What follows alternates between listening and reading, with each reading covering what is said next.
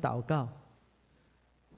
亲爱的阿爸父神，我们感谢你，主，你这时候求你圣灵临到我们每一个人，在这待将节期的第3个主日，我们抱着一个喜乐的心来到主你面前。主啊，求你让我们再一次思考耶稣基督降生在我们当中的意义，让我们抱着一个等候、期待的心，因为主耶稣你来到世界上，已经拯救了我们世间所有人的罪，使我们有真正的平安喜乐。因着你的恩典，我们成为一个蒙福的人；因着你的恩典，我们的罪可以得到赦免，以至于我们有平静安稳的心。我们恳求你这时候临到我们当中，帮助我们，医治我们，保抱我们，恢复我们，让我们预备心来领受你的恩典。谢谢主，奉靠耶稣基督圣名求，阿们。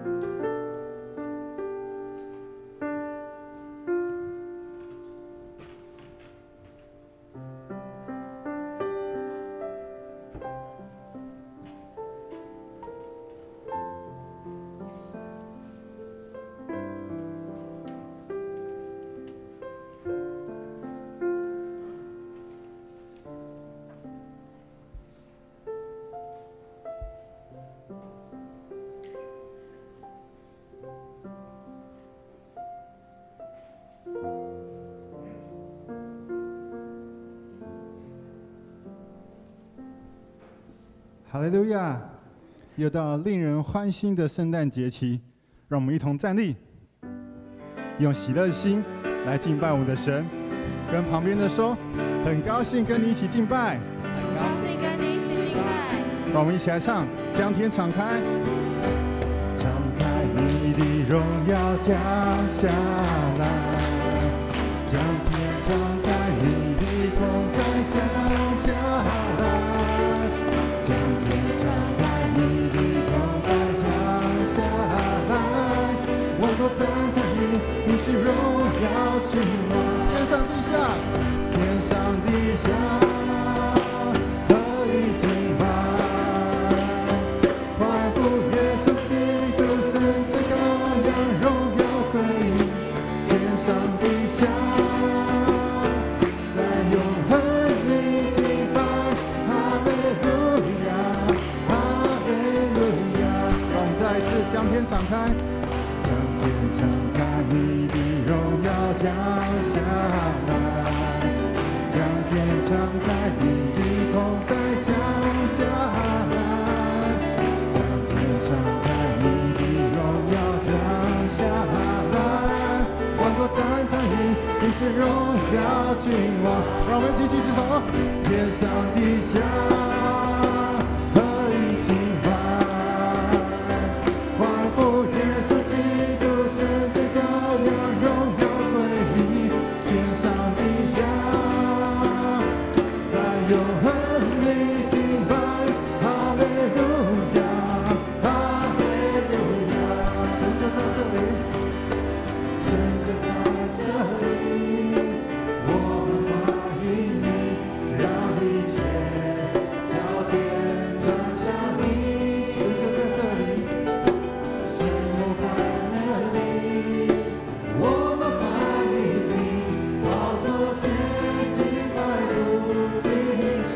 我们再唱一次，神就在这里，我们欢迎你，让一切焦点转向你，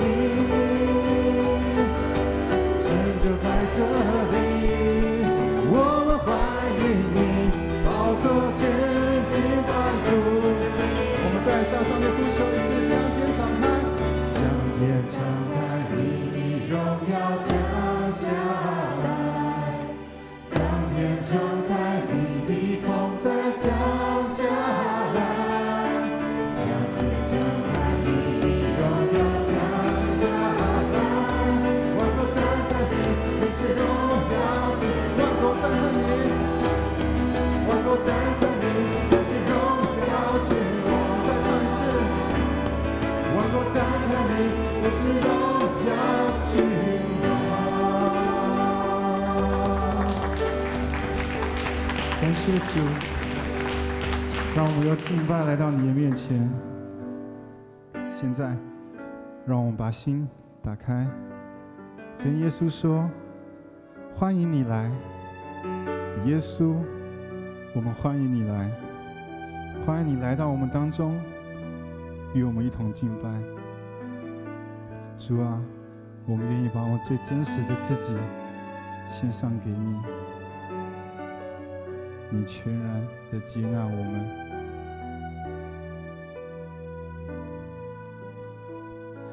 你全然的爱我，最真实的我，你全然接纳我，激活我软弱，生命中的每一步有你丰盛恩典，使我更靠近你，你全然的爱我，你全然的爱我，紧紧拥抱我，你全然接纳我，永不离开我，生命中的每一步有你丰盛恩典，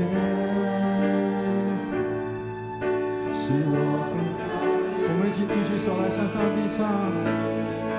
我只想要藏在你翅膀底下，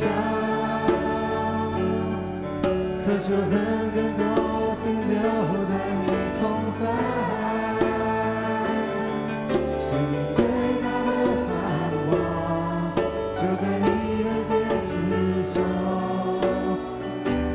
你就在我的身旁。我只想要藏在你翅膀底下，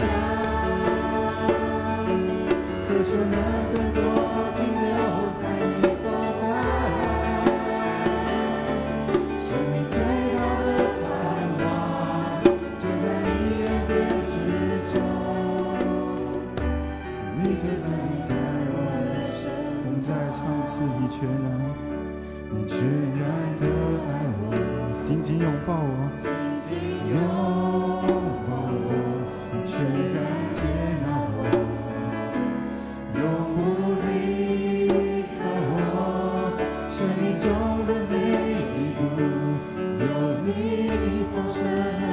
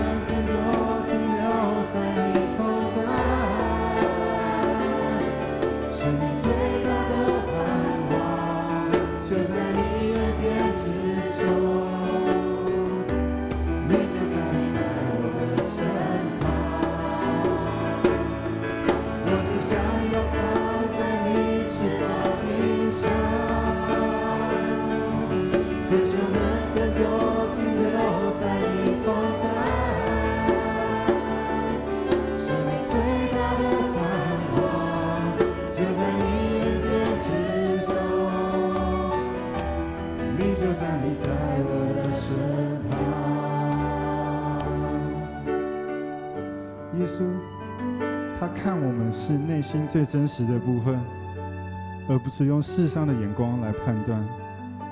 所以我们不要害怕，让我们敞开自己的心来跟耶稣说话，将我们的全部都献给他，好不好？让我们一起同声开口来向上帝说话。哈利路亚，感谢主，主啊，我们知道你是一位陪伴我们的神。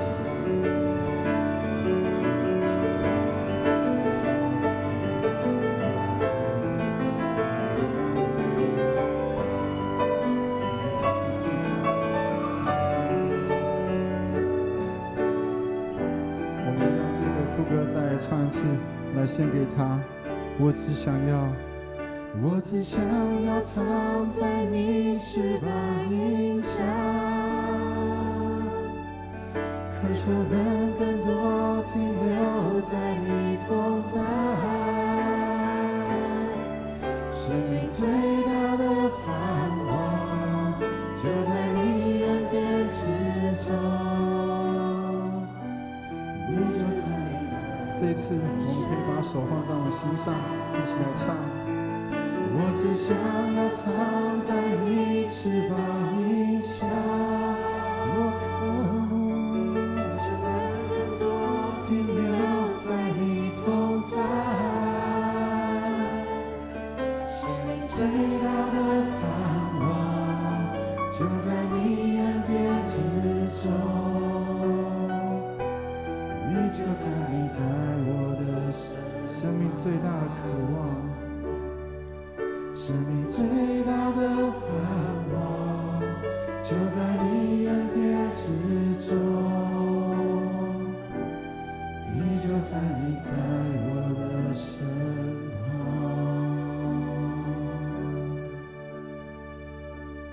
感谢主，在你身旁我们可以做真实的自己，不管世上的评断如何，我们每个人在你面前都是一样的，都是你爱的儿女。我们真的没有什么可以回报给你，只有献上我们的自己来为你所用，成为你的器皿。主啊，我们现在要在这里说，我愿意，我愿奉献我一生，因为你温暖我的心。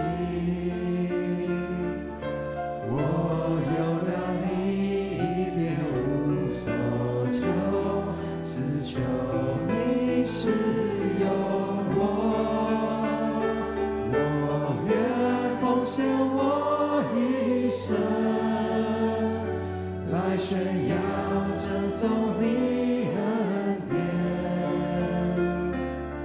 我有了你别无所求，只求一生为你用。主啊，我愿意为你，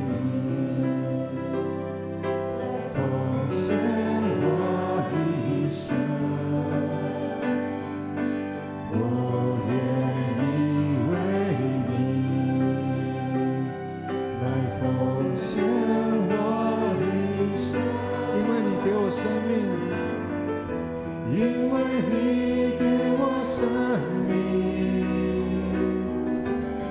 为你给我力量，因为你让我有安息，因为你让我有安息，有你我的满足。我愿奉献我一生。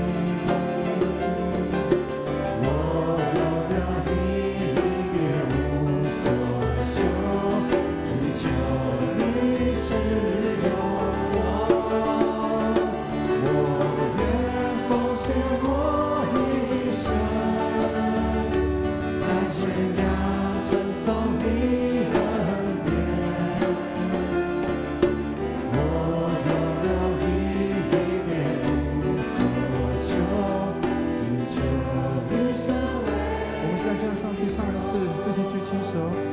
我愿奉献我一生，来宣扬称颂你恩典。我有了你，别无所求，只求你使用我。我愿奉献我一生，来宣扬称颂你恩典。我有了你，别无所求，只求一生为。我有了你，没有所求。我有了你，别无所求，只求一生为你用。亲爱的耶稣，孩子们向你说话，你听到了吗？我们愿意一生来跟随你，成为你的器皿。我们也愿意将我们最真实的自己摆上，纵使我们知道摆上最真实的自己，也等于把最脆弱的部分显现出来。但是我们不怕，因为我们知道你会在身边陪着我们。我们软弱，可是你给我们刚强；我们害怕，可是你给我们勇气。我们的一切都是你所提供的。孩子们这样的祷告不完全，要用主你教我们的主导文说：我们在天上的父，愿人都尊你的名为圣，愿你的国降临，愿你的旨意行在地上，如同行在天上。我们日用的饮食，今日赐给我们，免我们的债，如同我们免了人的债，不叫我们遇见试探，救我们脱离凶恶。因为国度、权柄、荣耀，全是你的，直到永远。阿们。请坐。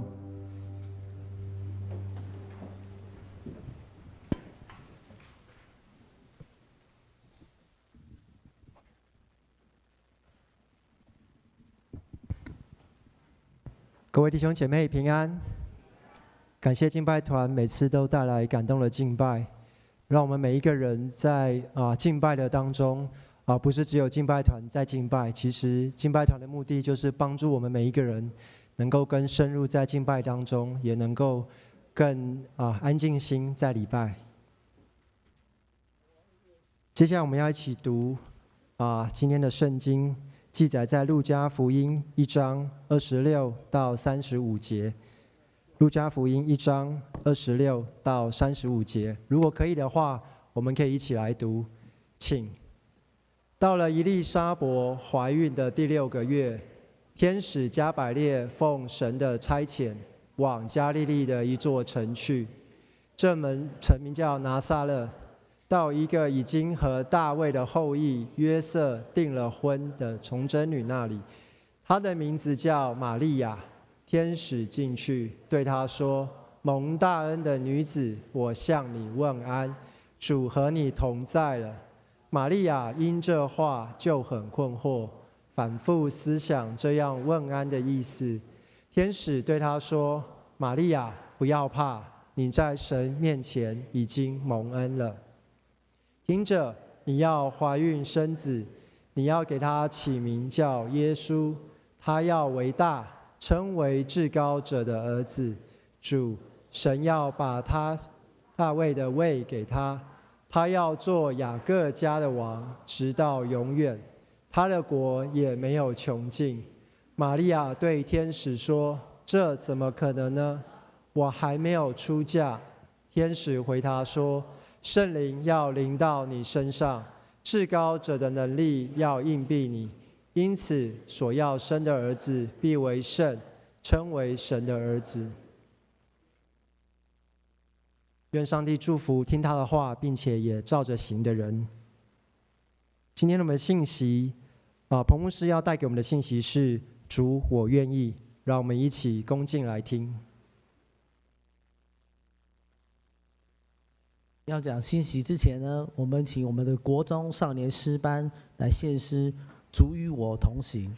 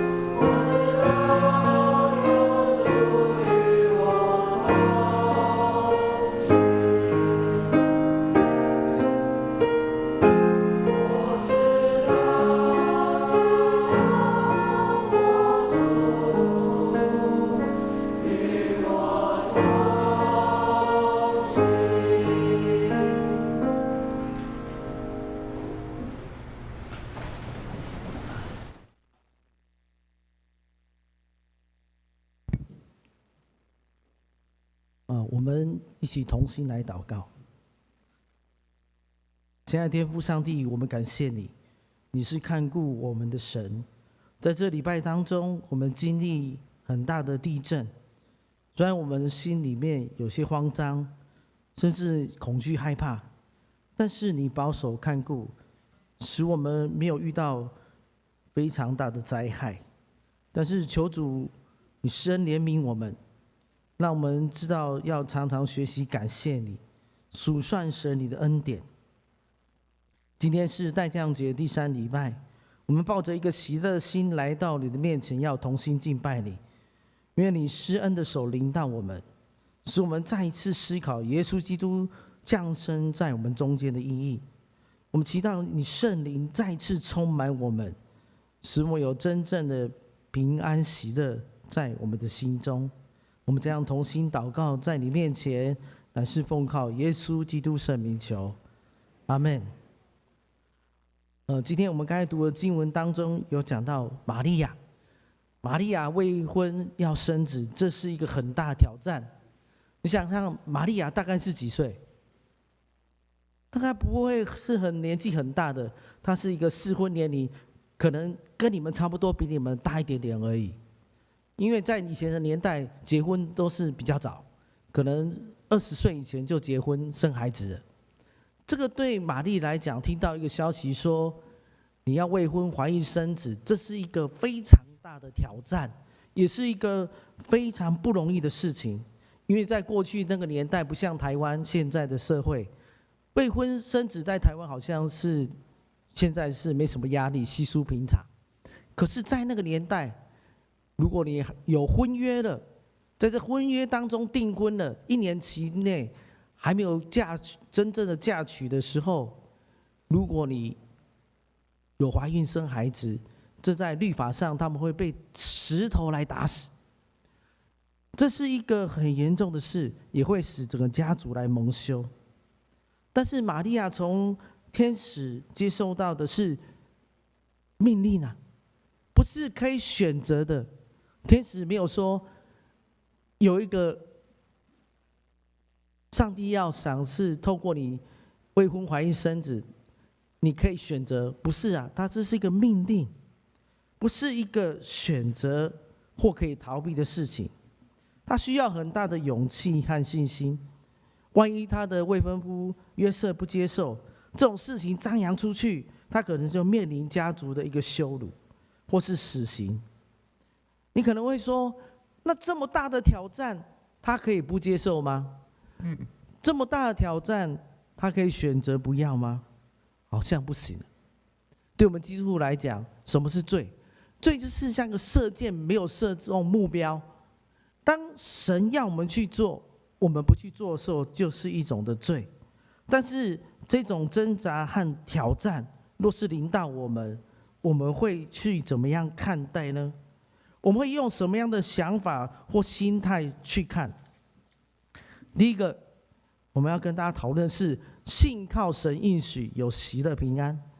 玛利亚是真正相信这个事情会发生在她身上，她不会说反正这个好像你讲你的，天使你说你的啊，上帝你宣布你的啊，但是我可以不接受。没有，玛利亚是发自内心的，她相信这件事情，而且她说我愿意。虽然玛利亚一开始会不会怀疑？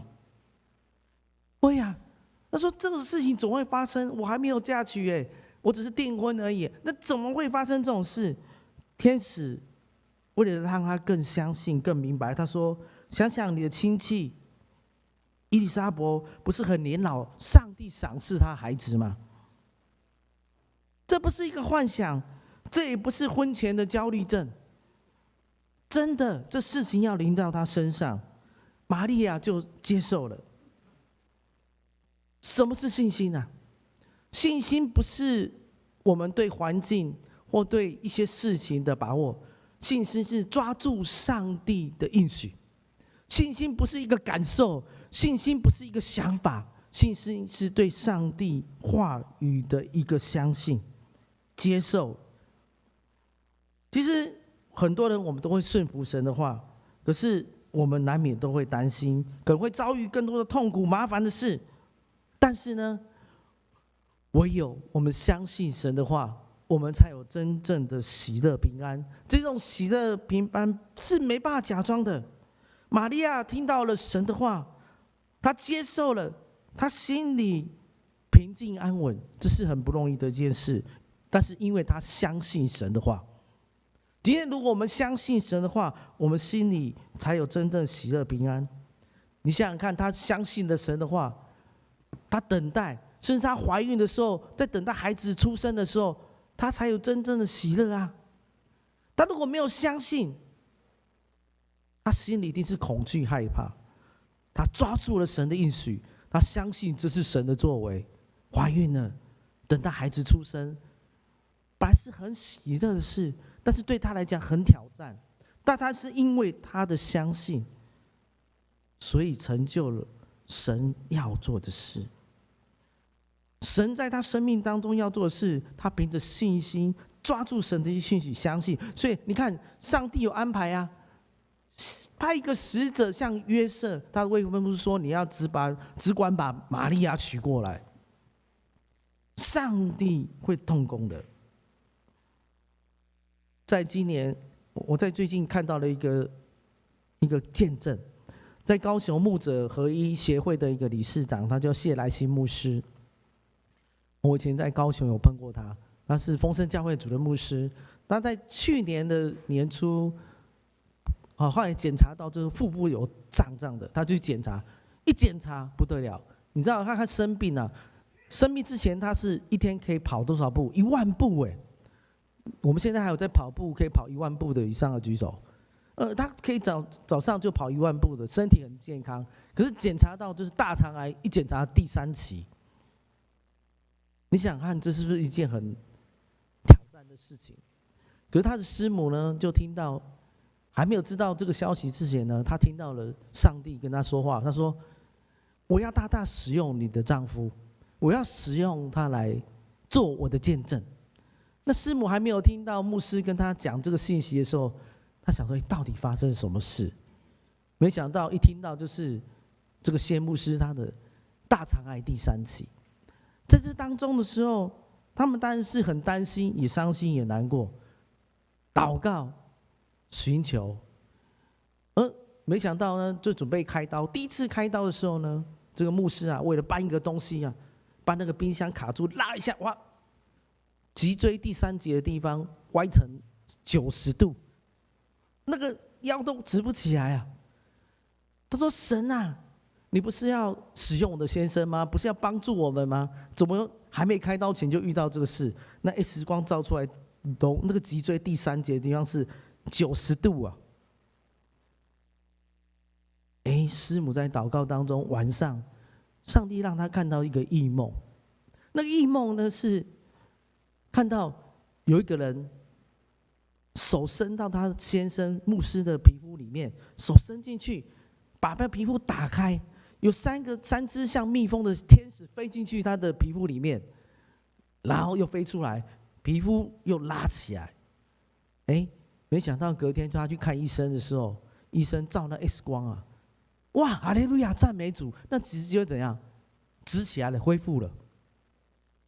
这是神给他看到的。当我们担心难过的时候，我们没有平安的时候，如果我们抓住神的应许，你才有办法有真正喜乐平安啊。但是这样子还没结束哦。第一次开刀之后，整个腹部肠那边粘连啊，一大片的粘连，他一直吐，没办法吃东西，就必须插管。这一插管就插了76天，住院76天呢。但是呢，牧师从上帝话以赛亚书41章第10节领受到，他说：“你不要害怕，我必和你同在。你不要惊惶，因为我是你的神，我必坚固你，我必帮助你，我必用我公义的右手扶持你。”上帝向他说话，他还抓住神的应许，在那住院的当中啊，他不只是交托给神，他也向医院的医生、护士传福音。那个主治医师啊，常常来看他，连放假都来看他。他觉得不可思议，我这种开刀我看多了，就很容易啊，就这样子开完，然后住院一段时间就可以出去了。就没想到他没有怎样，没有马上出去。第2次开刀，第3次开刀，在那开刀第3次开刀的时候，师母又做了一个异梦，他看到一只蛇啊，咬，好像冲出来，上帝拿着一个宝剑砍断，是魔鬼撒旦的一个攻击啊。他在异象当中看到上帝把这个毒蛇砍断。第3次的开刀啊，那医生说：“不好意思，我都没什么把握。”那个师母她要领受到神来的话，她说：“你不要担心，主必与你同在，是要使用你。”真的，第3次开刀以后，哇，手术非常成功啊！那手术完毕以后，他也不用做化疗，非常的成功，连那个医生都觉得不可思议。后来那些医生、护士，有些人就相信耶稣了。神要大大使用他。今天如果这事情临到你，我相信我们都哭得死去活来啊！可能我们会难过，我们会伤心。你知道，到今年的11月，他居然到台东的祈祷山在那边做见证，主持第1场的灵修啊，65公斤变成72公斤啊！很久没有吃东西，你知道插管很长的一段时间就不容易讲话，对不对？是不是啊？我不是医生啊，我不太清楚。但是我知道，他说插管之后，你拔管以后没办法马上说话，医生跟他讲，你可能半年都不能说话。做一个牧师，如果不能讲话，是一件很痛苦的事，你知道吗？你不知道对不对？因为你不是牧师嘛。当牧师如果不能讲话，是一件很痛苦的事情啊。他必须要分享。很奇妙的，当师母在唱诗歌的时候，他就很感动，要跟着一起唱，他马上就唱出声音来了。那医生也觉得不可思议，怎么会有这样的事情呢？他就恢复了。11月的时候，他在台东的祷告山见证戴培林，他现在身体恢复的比较好，健康啊。我说我们常常想信心，什么是信心？信心不是因为环境所影响。如果你开刀了3次，第2次、第3次，你还有信心吗？信心绝对不是对医生有信心，不是对医术有信心，乃是抓住神的应许，抓住神的应许，相信神的话。不是我很有信心，我很有信心啊。玛利亚不是说我很有信心，我很有信心，她是抓住上帝的应许，才有真正的喜乐。今天我们身为一个基督徒，如果我们要抓住神的应许，第一个你要先听到神的声音啊。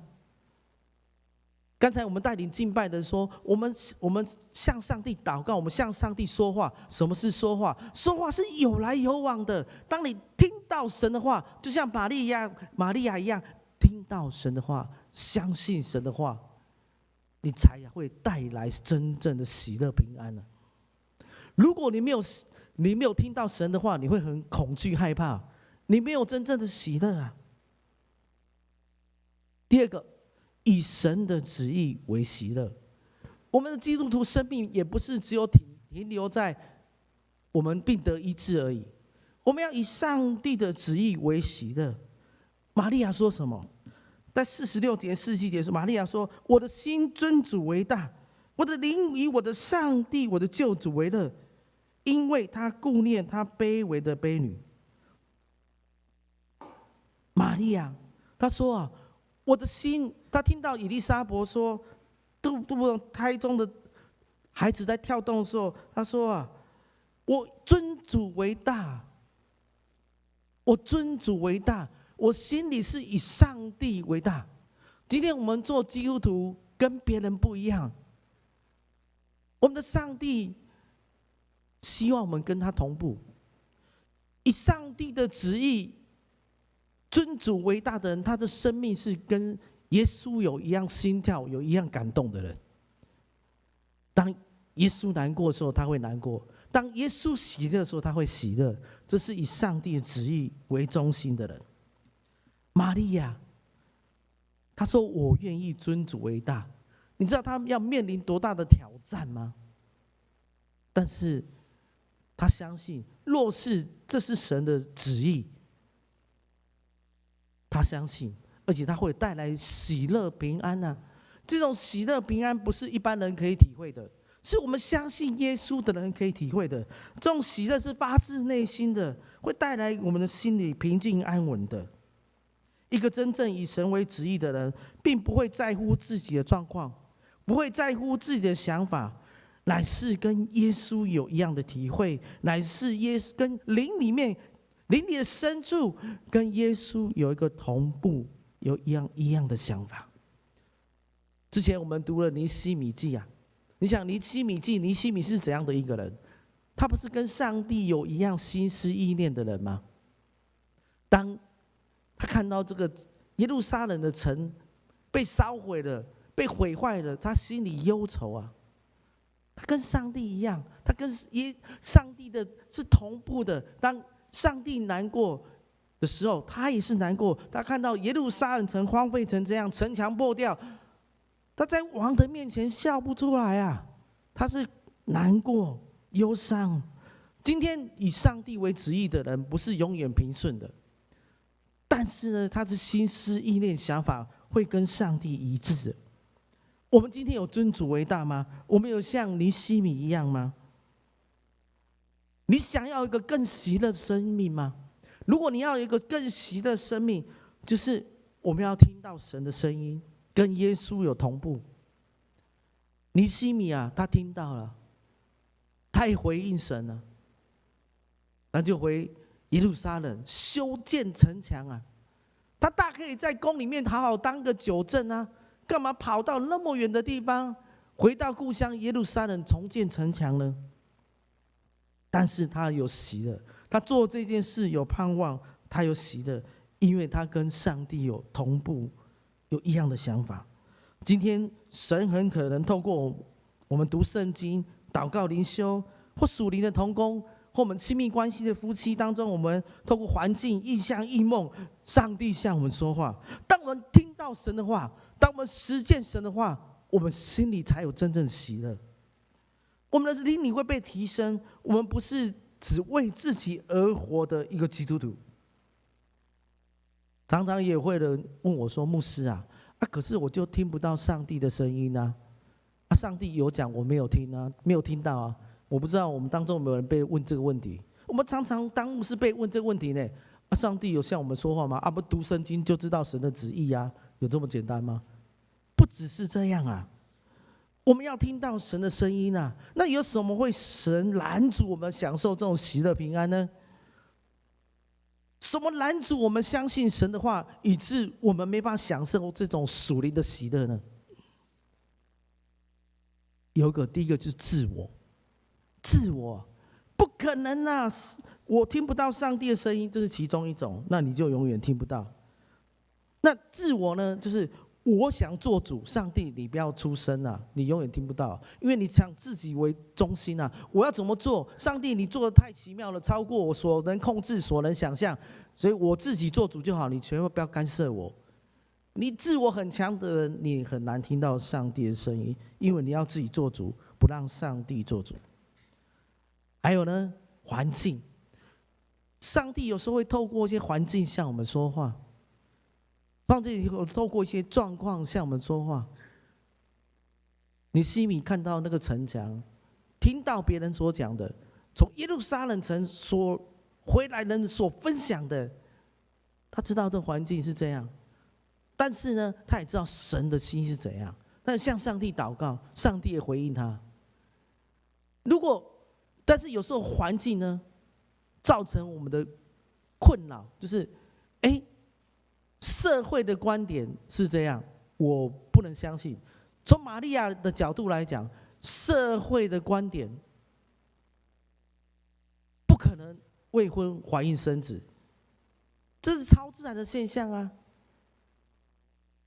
这环境是这样，社会的观点，我的想法，别人的想法，别人的看法，环境是这样，不可能，不可能，那你就听不到。第三个，不好的属灵经历。有一个人为我祷告这事情都没有发生啊，这随便乱讲啊，我自己看到了我感动啊，可是我去做根本就没什么事。一个不好的属灵经历也会拦阻我们无法继续听到神的声音。其实我跟你保证，没有一个人可以100%听到神的声音啊。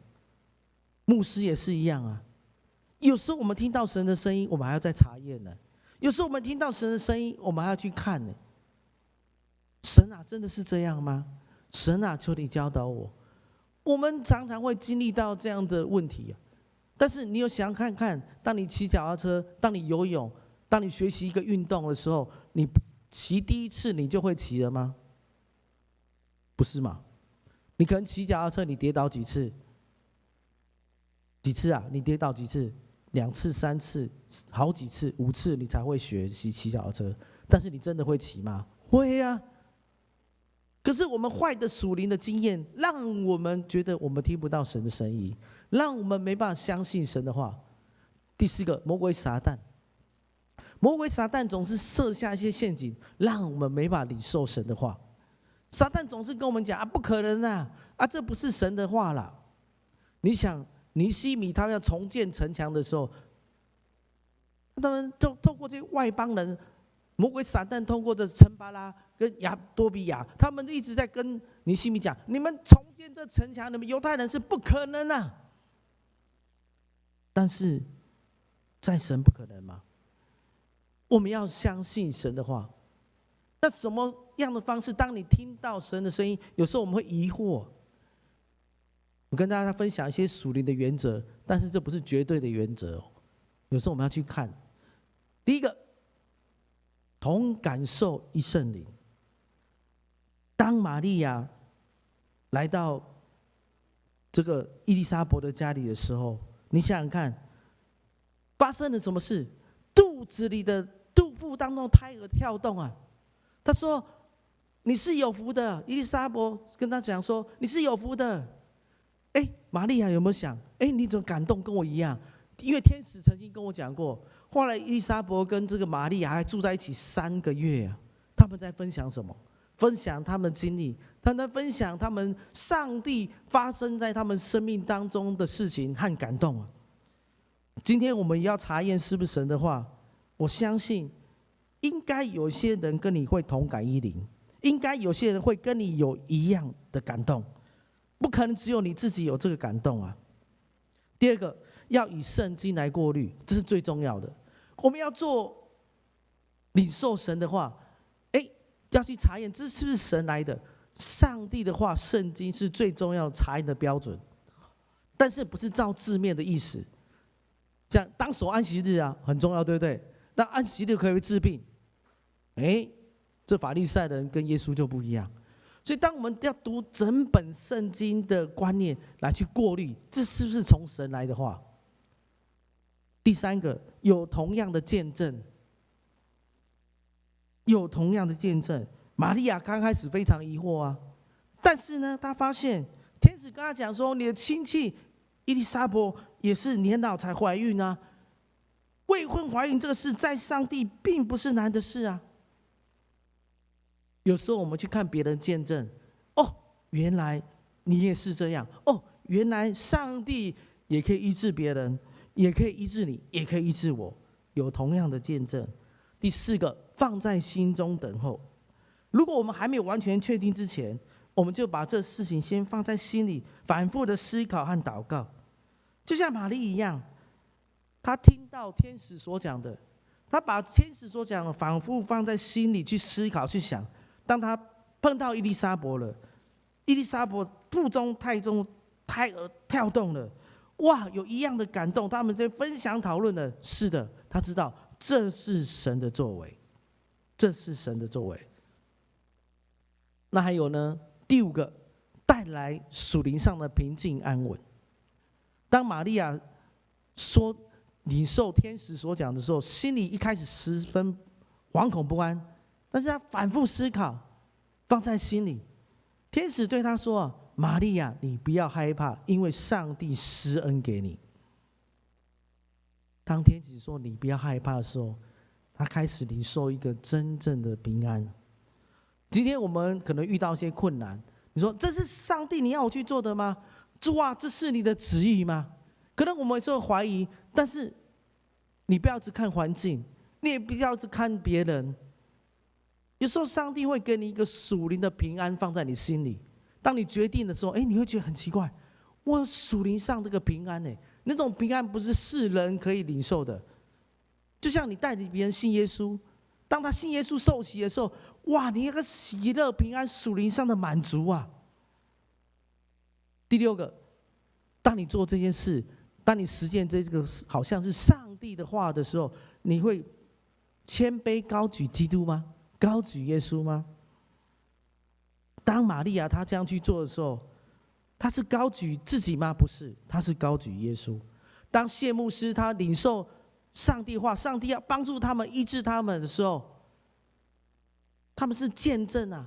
当他病还没有得医治的时候，他就见证了耶稣基督，带领医院的护士医生信耶稣啊。今天你要做些事情的时候，你是高举的基督，还是高举的自己？玛利亚是高举的耶稣，谢牧师他们夫妇是高举的耶稣。第七个，有属灵的满足感。你做这件事情，你会带来属灵的满足感吗？就像你带领人信耶稣，那一种属灵的满足感，不是满足你中了乐透4亿啊，那一种物质上的满足可能很快就过去，10年就过去，3年就过去。属灵上的满足是永远的满足。今天我们成为一个基督徒，我们要怎样回应神的话呢？在我们刚才读的经文37章说得很好，因为在上帝没有一件事情是做不到的，因为在上帝没有一件事情是做不到的。又到了年底了，又到了圣诞节期了，或许我们在思考我们明年要怎么做，我应该现在怎么做，或是我应该怎么样服侍。奉劝大家，我们好好祷告，领受上帝应许，看上帝要我们怎么做，不是以前人怎么做，我现在怎么做；不是我头脑怎么想，所以我应该这样做；不是我理性上怎么想，所以我这样做。结果大家永远都做一样的东西。难道上帝不向我们在说话吗？我相信，在神没有难成的事，没有一件上帝做不到的事。今天在代降节期第3主日，我们要相信，你要相信，在座我们当中，如果你还没有相信耶稣，你要相信，上帝已经差遣他独生爱子耶稣基督来到我们这世界上，他为我们被钉死，他流出宝血洗净我们一切的罪，使我们相信他的、信靠他的人，成为无罪的人，得着永恒的生命。我们要相信这是神的应许，我们要相信，而且我们会得着信耶稣得享喜乐平安的一个印证。信耶稣，耶稣基督来到世界上拯救我们的生命的喜乐。我们一起同心来祷告。亲爱的阿爸父神，我们同心祷告在你面前。今天我们抱着一个敬畏敬虔的心来到你面前，求主你向我们说话，保守我们的心胜过于保守一切，让我们经历你的爱，经历你的恩典。奉靠耶稣基督圣名求，阿们。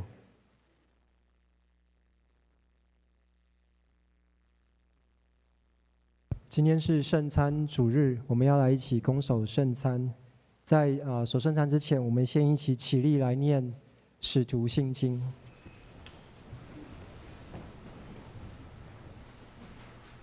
我信上帝，全能的父，创造天地的主。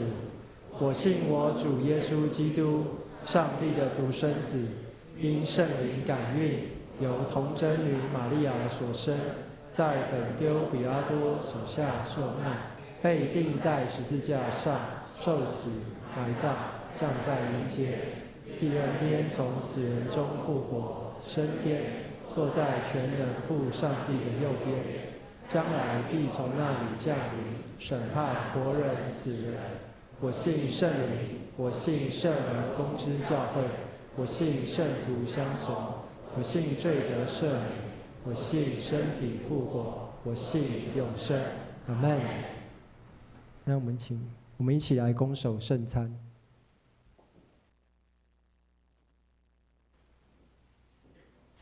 我们请坐。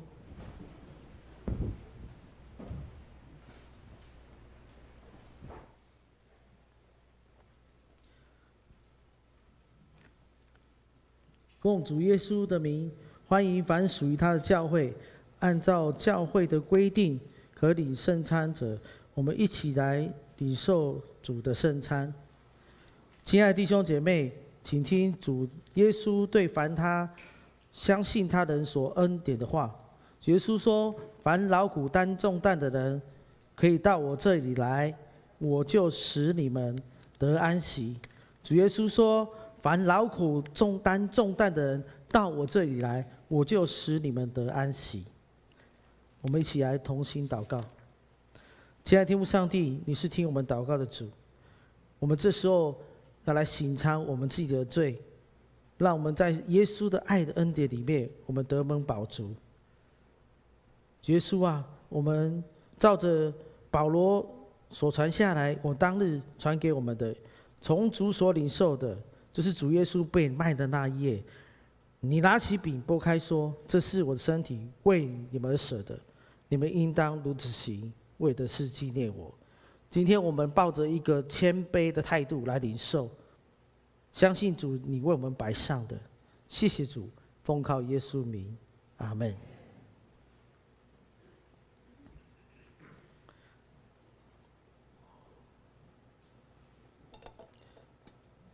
当主耶稣被卖的那夜，拿起饼说：“这是我的身体，为你们而舍的，你们应当如此行，为的是纪念我。主耶稣说：“这是我的身体，为你们而舍的，你们应当如此行，为的是纪念我。”我们请侍奉同工到前面来。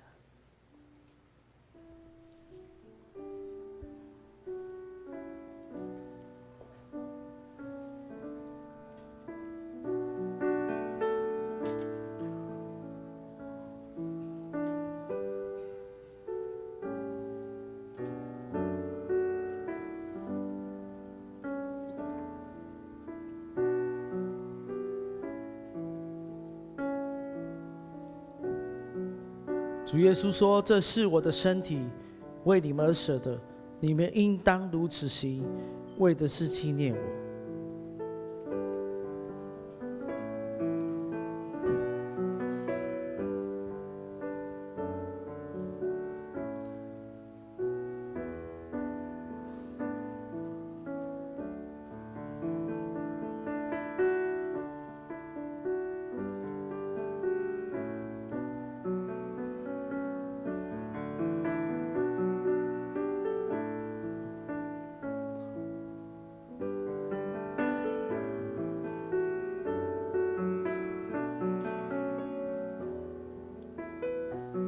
如果你要领受，在11楼，如果你要领受圣餐的，请到10楼，让我们的同工可以服侍。谢谢。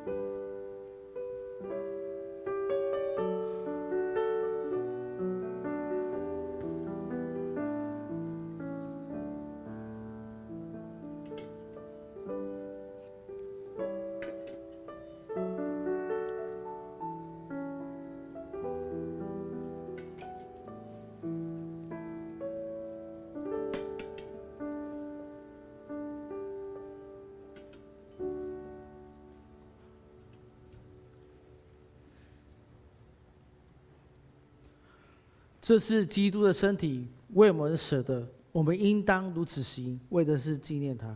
我们一起同心来享受。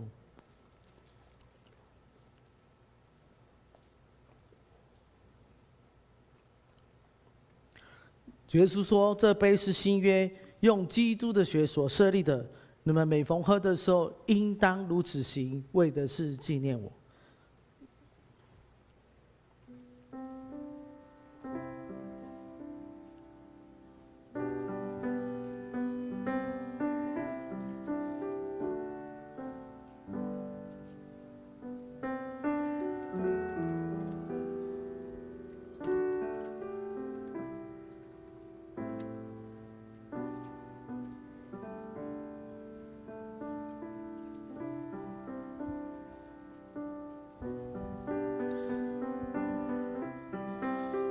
主耶稣说：“这杯是新约，用耶稣基督的血所设立的。你们每逢喝的时候，应当如此行，为的是纪念我。”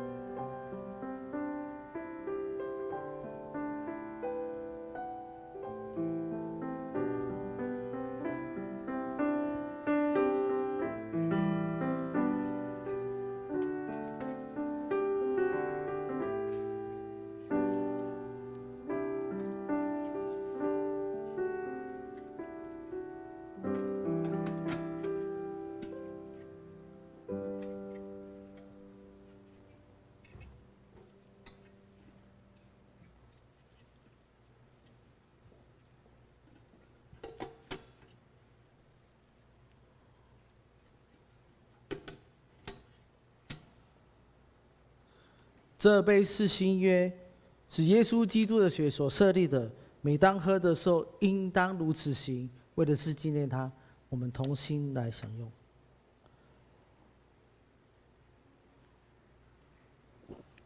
我们每逢吃这饼、喝这杯，是表明主的死，直到他再来。愿主耶稣基督恩惠平安与我们同在。我们一起同心来祷告。无所不能上帝，我们感谢你，因为你极大恩典，让我们领受你圣餐，成为培育我们灵魂体真实食物，让我们了解你真实爱我们，保守看顾我们。愿你医治恢复我们，愿你保抱我们，愿你的圣灵大能充满我们，让我们离弃一切罪恶，进入属天的生命的祝福当中。我们感谢你，愿你将平安喜乐赏赐在我们当中，奉靠耶稣基督圣名求，阿们。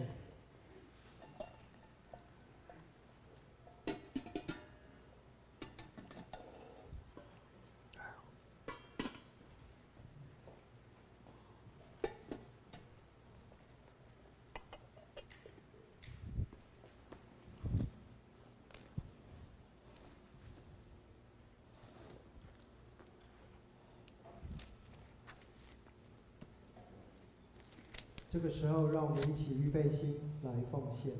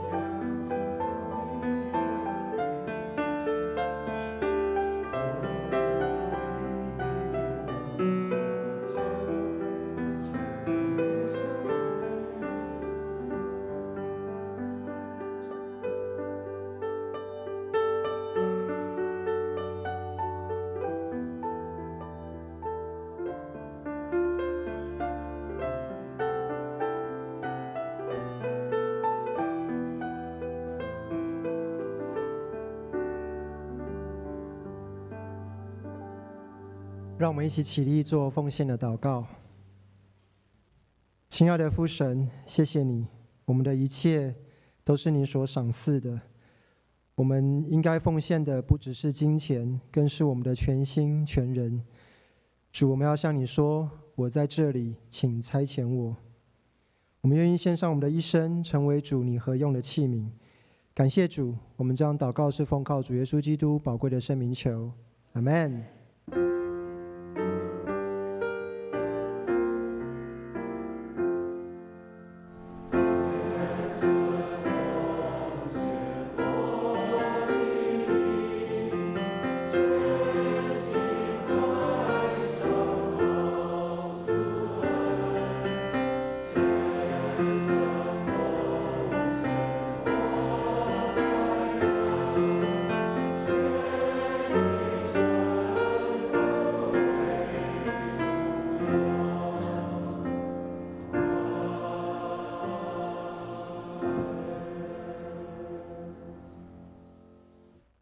请坐。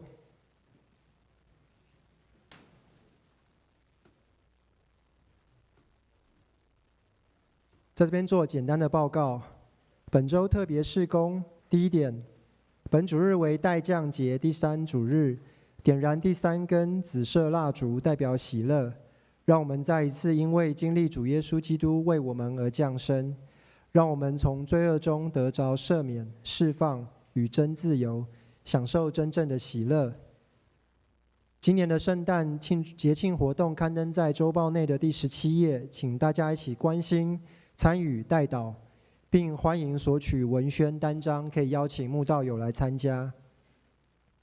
第二点，本主日为总会所定的退休传道师奉献主日，呼吁兄姐更多支持总会、传福会，关顾在职与退休牧者夫妇，以及牧者重病、急难救助等各项事工，以实际的行动来陪伴、疼惜我们的牧者。第二大点，圣诞赞美礼拜，时间是下主日12月20号上午10点半，在10楼礼拜堂。欢迎兄姐邀请亲朋好友、慕道友一起来同心敬拜，共享主爱。平安节音乐会在12月24号下周四晚上7点半，在10楼礼拜堂。也欢迎兄姐邀请亲朋好友及慕道友一起来聆听，享受平安夜的真平安。第四，肢体关怀，本会会有曾雅国弟兄，也就是我们仁辉长老的父亲，于11月25日安息主怀，定于12月14日本周一上午10点，在台北市立第2殡仪馆景仰楼2楼至善2厅举行入殓礼拜，并于当天下午2点在本会10楼礼拜堂举行告别礼拜，请兄姐关心代祷，愿上帝安慰遗族。第二点，恭喜本会会友林长义弟兄与涂佩仪姐妹，定于12月13日本主日上午10点45分，在台南迦南教会举行结婚感恩礼拜，愿上帝赐福新人。另外补充，中保代祷事工在本主日12点到3点9楼会议室有一个训练课程，今天是最后一次如果大家愿意成为中保代祷同工的请向切营干事来报名。以上，请牧师来欢迎来宾。我们这边有一个家庭陈恒明全家4位在德生教会来到我们当中，有吗？欢迎你跟我们一起来敬拜上帝。请坐，请等一下会后让我们的招待同工可以接待他们到贵宾室，跟他一起有分享。好，不知道还有没有其他跟我们第一次来到我们当中的呢？好，没有，我们一起起立来唱祝福的歌。